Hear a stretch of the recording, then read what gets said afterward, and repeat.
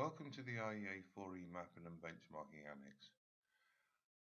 Today's webinar is looking at the benchmarking results for domestic refrigeration appliances. This report was finished at the end of 2013, and the webinar itself reproduces two live webinars held on the 17th and 18th of February 2014. What we're going to look at today is a very brief introduction, primarily to me and who I am. Then we'll have an overview of the IEA benchmarking annex itself, which gives you an idea of how it fits in the global scheme of things and some of the processes we go through in order to reach our results. Then we'll get on to the main outcomes that you're interested in, which is the benchmarking for domestic appliances. Overall, this should take about 35 to 40 minutes, and obviously you're welcome to give us feedback. At the end there will be a link. This is me, Stuart Jeffcott. I've been working in lighting and appliance efficiency for about 20 years. Currently I manage the operating agent for the 4E Mapping and Benchmarking Annex, what you're looking to now, and something called Lights Asia, which is about lighting efficiency for a group of policymakers in Asia. And I also work on lighting and other efficiency measures for the Australian and Chinese government, along with a number of other people. Email addresses at the bottom if you'd like to reach me. Moving on to the annex and how it works, mapping and benchmarking sits under an umbrella organisation which is the IEA's implementing agreement for a cooperative programme on efficient electrical end-use equipment. In the near future that will become efficient energy end-use equipment, but either way it's definitely best to use the acronym 4E. At the moment there's three other annexes. One's looking at efficient motors, one's looking at standby power, and a third one's looking at solid state lighting or LEDs. There are discussions on developing additional annexes, and you'll hear about those in the near future. If you want to go know more, there's a web link at the bottom of the page. Currently there are 12 countries participating in the annex listed on the screen. In addition to that, the annex tries to seek information from other major trading blocs, for instance the EU as a whole rather than individual EU countries, China and any other place we can. That's to try and give more depth and more comparison to our product comparisons. So how do we go about product comparisons, given there's differences for any product over geographical borders on how the products are defined in terms of its shape, its size, its function, its test methodology, voltages, even the terminology about what the product is and how it works is different. Well, the first stage in the annex process, irrespective of product, is to try and develop a product definition. This tries to identify all the differences across the regions and create a common set of terminology and definitions that everybody understands. We then try and define the data we're going to try and source from each country and how the comparisons are going to be made when we have that data to take account of the different test methodologies, voltages, etc. Once we've defined that, we try and create individual country mappings. This draws together all the data that's available, or at least we could source in an individual country, and looks at the product performance, a number of other characteristics, the policies in place and some of the cultural background. The data is presented in its local test conditions, so individual countries can look and check that their data is correct under their conditions. Then the final stage, which is the bit that really everybody's interested in, is drawing together those mapping documents into a single document and comparing them, but using the conversion factors or the normalization approaches that have been defined in the product definition to allow the different data sets to be comparable. Which brings us on to the actual core bit of today. Let's look at the outcomes from the benchmarking of domestic refrigerated appliances. So how did we define cold appliances for the different markets? Well, actually we split the product into what appears to be three on this slide, but four different product groups. Refrigerator freezer combinations, which are common everywhere, freezer only units, And then we'd had refrigerator only and refrigerator with freezer compartments. Unfortunately, there's insufficient data to look at the bottom two, refrigerator only and refrigerator with freezer compartments, which really left us just looking at refrigerator and freezer only. There's a brief description on the screen about how we define these in terms of product types and temperatures. But for the full document, which is quite extensive, I would encourage you to look at the link at the bottom of this page. Now, this looks at it a bit more graphically. We looked at initially all products, weren't able to look at refrigerators and refrigerator with freezers because of the data, so we were left with freezers and refrigerator freezer combinations, but we were able to look at a breakdown of those in some more detail, so the orientation of where the freezer was relative to the refrigerator and combination units and chest and upright units. Now, the core data we looked at was unit energy consumption and the compartment volumes, because that told you most of the things you needed to know. But we also had enhanced data about the actual configuration of the product, its sales, whether it was designed for built-in or freestanding, type of defrost mechanism, etc. So we were able to look at these things in a reasonable amount of depth. Now, here is the list of countries that have provided us with data for the refrigeration benchmarking. I would highlight Korea did provide data, but there was an issue with comparability over years, so you won't see any data from Korea. But other than that, the annex participants go to some lengths to provide accurate and reliable data. But there's inevitably some differences. Some come from national registration schemes, some from market sources. Some represent the whole market, some sub-sectors of it.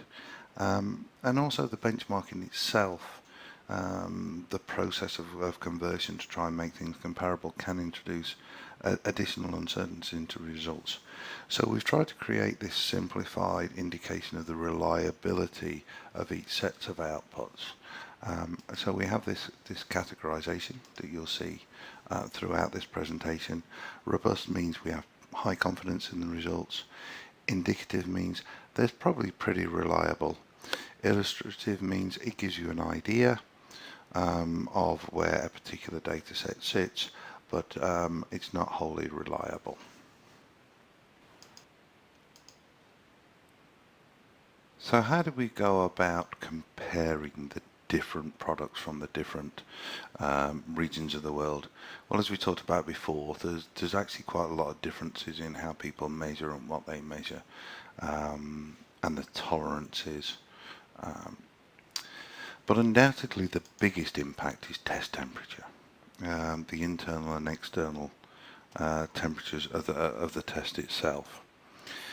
This is actually what we normalized for. We developed a conversion factor that allowed us to compare products under the different testing regimes. The adjustment was for degree difference in fresh and frozen compartment and the ambient external temperatures by different product types. So there was different conversion factors for different product types. These were developed on empirical data by an expert. A number of you will know a gentleman called Lloyd Harrington who developed it for us. Now, I'm not going to go into the details of that process because it's actually really quite complicated, but it's detailed at some length in the benchmarking document, and I'd encourage you to have a look. However, what we can say at this time is the normalization was conducted to EU test temperatures, so irrespective of your test temperature around the world, we normalized your data back to EU test temperatures. It's important to note that the normalization favors units with larger freezers, that's freezers themselves, or the freezer part of fridge-freezer combinations. Hence, the results for Australia and particularly Canada and the USA are likely to be relatively favourable, i.e.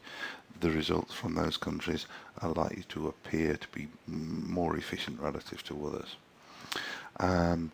The Japanese normalization was conducted locally. It wasn't verified. We weren't able to verify it ourselves, so extra caution when looking at the Japanese results. we have a reasonable degree of confidence that they were done well. There were some very professional Japanese involved, but we couldn't verify it. In particular, do treat the EEI results, that which we'll get to in a moment, with some caution, as the Japanese results were based on a series of averages. So, having given a brief background to what data is available, where it came from, how we analysed it, let's have a quick look at the policies that have been in place that have influenced the performance of products over the period we're looking at. Well, refrigerators were one of the first products to be regulated in any way, and MEPs in many places began being introduced in the 1970s and 1980s. Now, in the period we're looking at, all countries have MEPs and all have mandatory labelling, and they also have some other things like voluntary and premium labelling, incentive programs, etc. And that process is ongoing. In the 2010 to 2014 period, all the countries we looked at will be introducing or revising their MEPs. The one standout different here is actually Japan. They don't actually formally have MEPs or mandatory labelling. They have Top Runner with its ongoing revision of targets for groups of products, and they have a nominal voluntary labelling. In practice, they can be considered a MEPS, although a slightly different approach to MEPS, but nevertheless a MEPS program, and the voluntary labelling is almost 100% participatory. While not actually MEPS and not actually mandatory labelling, we can consider them in that category for the moment. So now we know what policies have been in place, and they've been in place for a long time. What impact have they had? Have they made products better? Well, yes, they have. In fact, it's been remarkable. On average, across all the countries in the years that they're reported, there's been a 2.6% annual improvement in efficiency across the board. There's been variations. The UK and Japan have improved at 3.4 and 4% annually, albeit from some of the worst starting conditions. But even Austria down at the bottom, having started at the lowest consumption, they've still been improving at 1.6% a year. But it's still a big difference between the highest and the lowest consumers, whether it's Austria and Australia. But as I said, those results weren't actually comparable because they were looking at different test temperatures. Now, let's convert this graph to look at the normalized unit energy consumptions. So this is adjusting for the difference in test temperatures internally and externally. You can see the data comes much closer together. The spread is much less wide. In 2010-11, as you can see, the range has come down to just 250 to 400 kilowatt hours, irrespective of country. But let's look at that in a bit more detail. EU, they're the lowest consumers. Interestingly, the improvement has been about MEPS, but not really very much. Until very recently, there hadn't been a revision in European MEPS since 1999.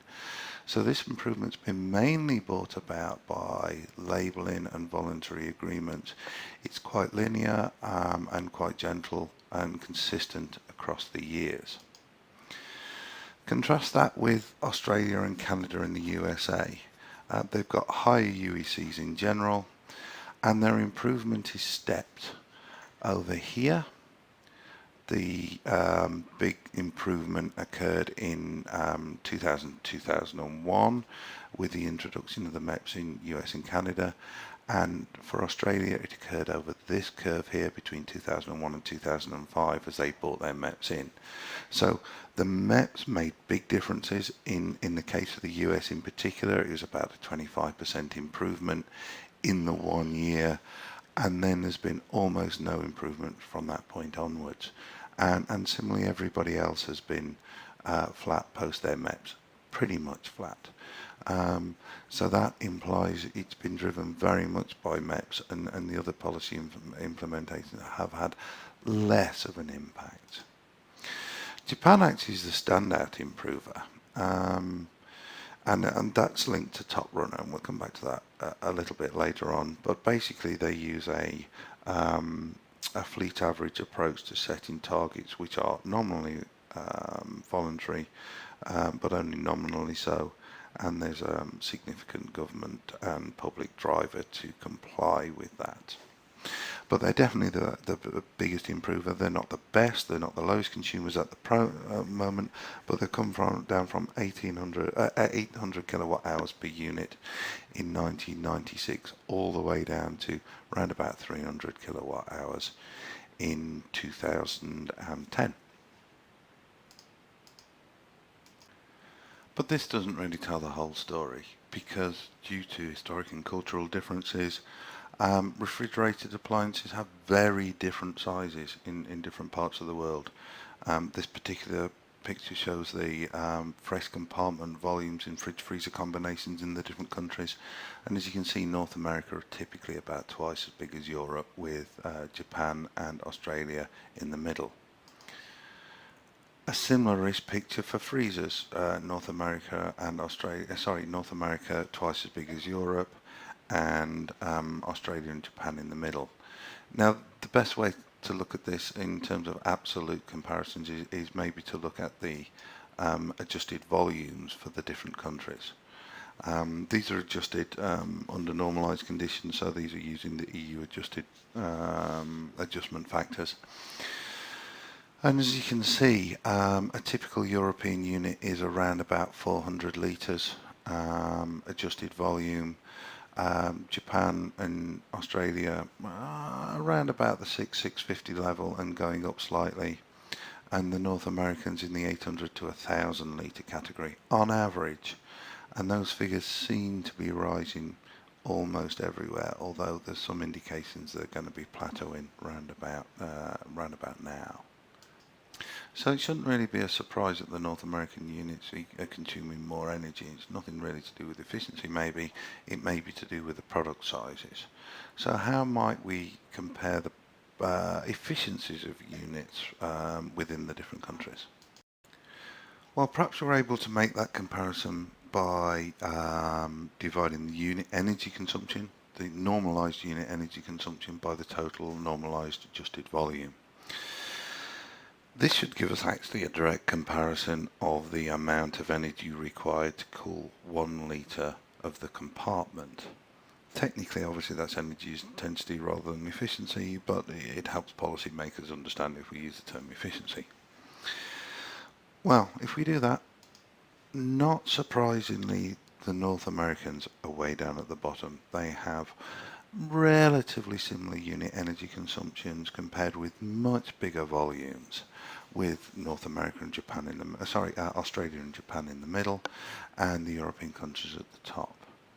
But that still isn't really giving us the full story, because refrigerated appliances inherently are more efficient as they get larger. So much larger units are much easier to cool proportionally than smaller units, because the energy loss is through the walls, and the ratio of wall refrigerated wall to capacity is much lower in larger units. So how might we address that? Well, the EU utilise an energy efficiency index, which allows us to, given we've already normalised their test temperatures, we're allowed to use that, we're able to use that energy efficiency index to account for the different sizes and types of product that we're comparing. Now, as I noticed at the start, there's a slight preference for larger units in this approach, but nevertheless, it gives us a broad indication of the comparative efficiencies of the different types and the different volumes in absolute terms.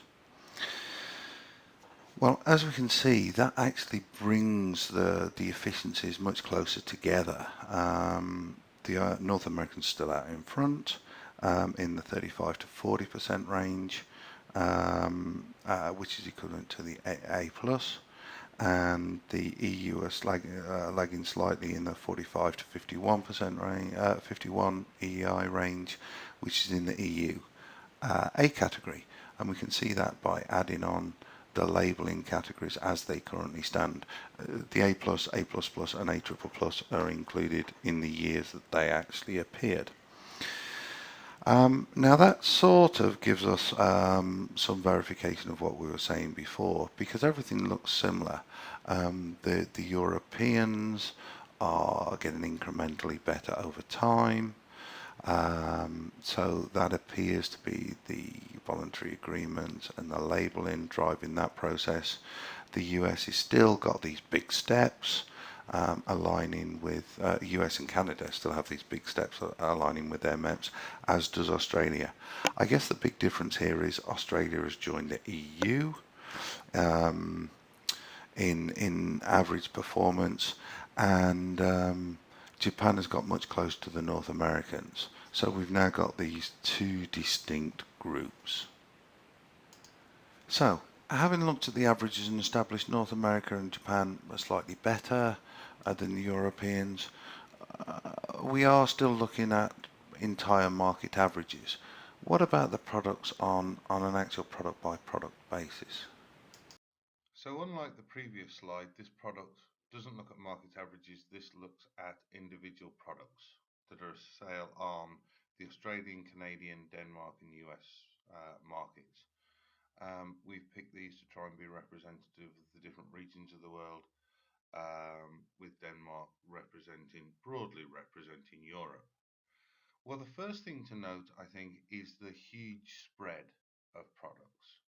So from the best performers to the worst performers at any volume, there's a huge spread.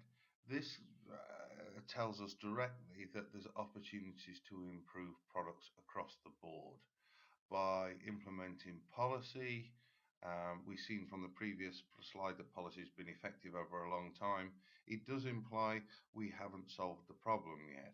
There's still lots of potential in every market, irrespective of size. But let's look at some detail in size groups. Well, the flashing part here is Denmark for the small products, and we can see EU models tend to have a lower energy consumption down at the smaller adjusted volume end. The same is true for North America. At the larger adjusted volume end, they tend to have better performing products. And then Australia sits somewhere in the middle, with broad spread of products and a broad spread of efficiencies. Why might this be? Well, let's have a look at the MEPS thresholds that are used across the various economies. Unfortunately, this slide is slightly full. There's lots of MEPS curves on here. They are the current or soon to be introduced MEPS in the various economies. What I think the first thing to observe here is they're all linear. So what happens is for the small volumes, you can see the EU is more stringent, but because of its curve shape, or its linear shape, I guess is more accurate, for larger volumes, it tends to be less robust. The North Americans, exactly the reverse. And what's more, for smaller units, they give, shall we call it, a bonus allowance for what are called compact units in those markets. What we could do is this. We could combine the two sets of linear curves and create a nonlinear and exponential function that actually becomes more robust as it gets to larger models. That takes into account, as I said earlier, the fact that products become more efficient by definition as they get larger. That would then give the North Americans chance to maximize opportunities of efficient products at the smaller end and the Europeans at the larger end. So this move to a non-linear function is going to be beneficial to everybody. And I'm going to take it a little further.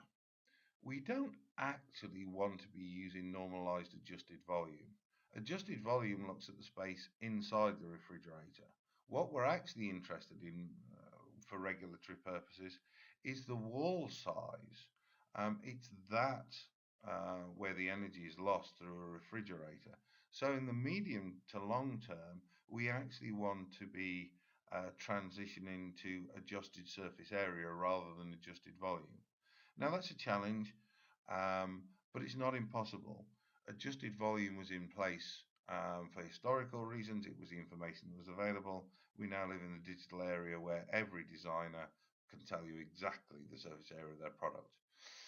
Um, as I say, that's a long-term goal, and there's more discussion of it in the actual benchmarking reports. I won't go into it in more detail now.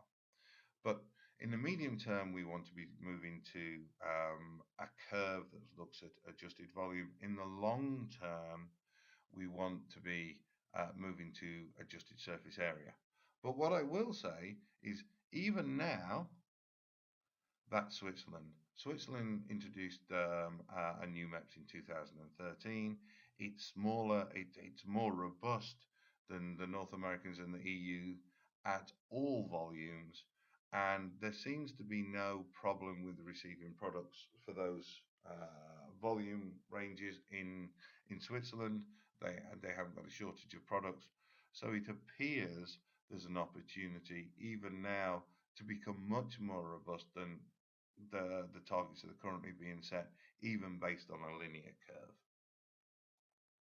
So let's take a diversion into freezers, because we've been looking at refrigerator freezers all the way through so far.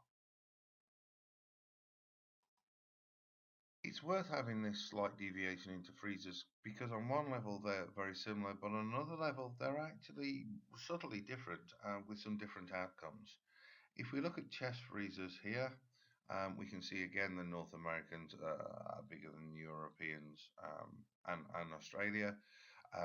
That sudden fall in 2007 to 2009 in ATM volumes in the USA, we think is a data aberration rather than actual market change. If we take a look at upright freezers, the picture is even more diverse, shall we say. The North Americans are up at 1,000 adjusted volume litres. The Europeans and Australians are 300 to 400. So adding those together on a sales weighted basis in most cases, the North Americans are in the sort of 800 adjusted volume litres for their typical freezer. The Europeans and Australians are much closer to the 300-400 range.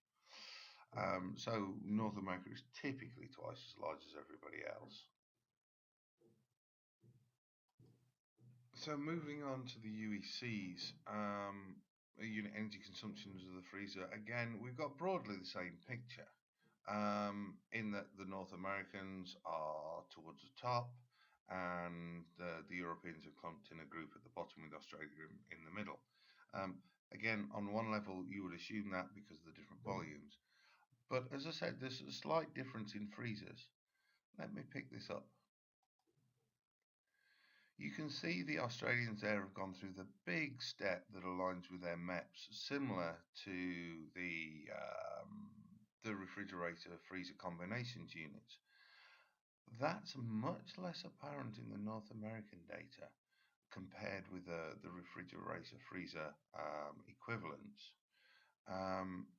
which is an interesting thing. It seems to imply that MEPS for freezers haven't had the same impact as the MEPS for refrigerator freezer combinations in the North American market.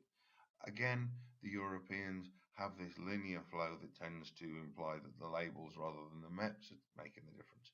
So here we are, we have a slight difference. Australian MEPS again impacting. North American ones maybe not. Labeling in Europe seems to be doing the trick.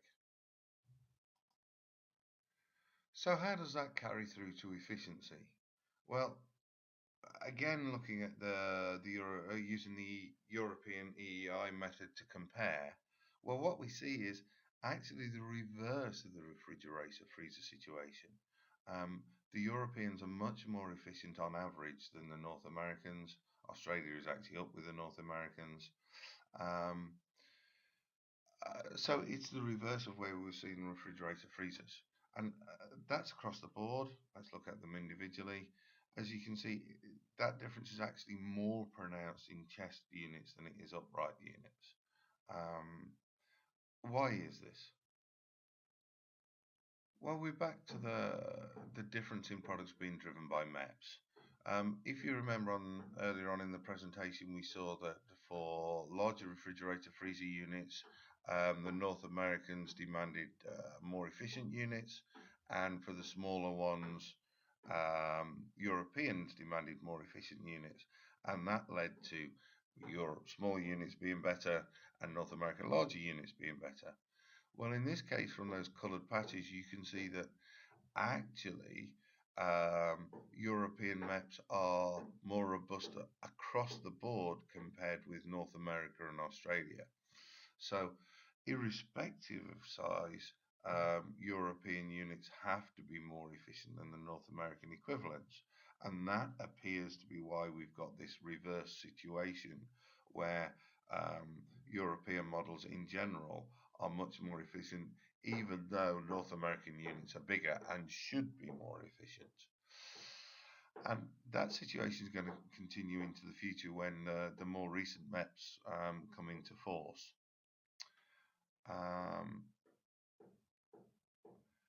So that appears to be the primary cause. It's driven by these linear MEPs that are forcing European products to be more efficient than North Americans. So there's a huge opportunity here for North Americans to bring those at least to EU levels. We do have this opportunity again to move to non-linear MEPs, and ideally based on adjusted surface area rather than adjusted volume. But again, in the short term, everybody could move to the Swiss level that came into force in 2013. There's no apparent shortage of products in the Swiss market, and it shows the level of ambition in the current MEPs is actually not that strong. There is potential to bring much more efficient products to the market. Okay, we're going to have a small diversion into a couple of areas now. So let's have a look at the first of those deviations. We're going to have a look at performance claims, tolerances, and allowances. This graphic shows normalized adjusted volume against EEIs for individual products. The crosses are individual products. Specifically, this is UK products, and this is the 2002 market. Overlaid, as you can see, is the EU boundaries for the various EEIs. What I want you to do is look at the products relative to those boundary thresholds. What we'll see is there's clustering under those thresholds. This is 2002, 2005, 2006, and 2008. As you can see in 2008, that clustering is primarily under the AB threshold, but in previous years it was under different thresholds. What does this tell us? Well, it either tells us manufacturers have remarkably good production capability and testing abilities, so they're able to say, we want to make a specific product at a specific performance. That's a really good thing.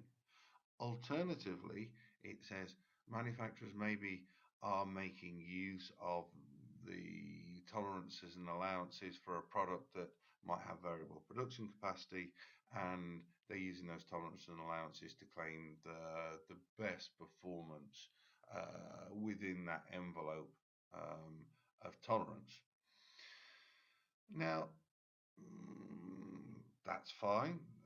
People are following the rules, but maybe that's presenting an unfair picture to the market. Firstly, for those manufacturers that are having the good production and good tolerances, minimizing tolerances, they're competing against people that aren't producing products that maybe are performing as good, yet appear to be to the consumer.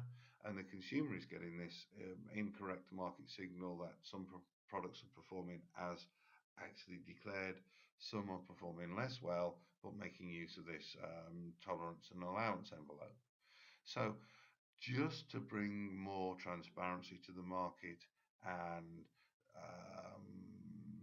increase competition that's fair, maybe we can begin to close these tolerance and allowance gaps and stop maybe some of the more optimistic claims taking place. We know some manufacturers can make products to specific specifications, Why aren't we driving the market in that direction? I would just add, this is the UK, which is sort of a proxy for Europe. This is not just a European issue.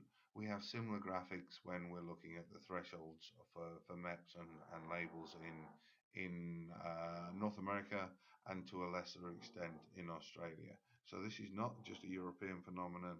It's something all market regulators should be looking at. The second deviation we're going to make is to investigate whether technological limits have been reached. Every time any kind of policy discussion happens in countries, there's argument to say, well, we've got refrigerators as efficient as we can. Well, history shows us that actually they've been improving, driven by those policy interventions. As we can see in this picture, this reproduces the refrigerator freezer picture we saw earlier. If you remember the scatter plot with individual fridge freezers across the various markets, you'll remember between the worst and the best there was a huge spread, which implies there is opportunities now. But what about going forward? Well, as I say, this particular picture reproduces fridge freezer averages on a whole. But let me just move it forward. This is looking at a specific subsector, 401 to 500 litres. That's declared rather than adjusted volumes. We're looking at this in particular because the Japanese market, because of their top runner program,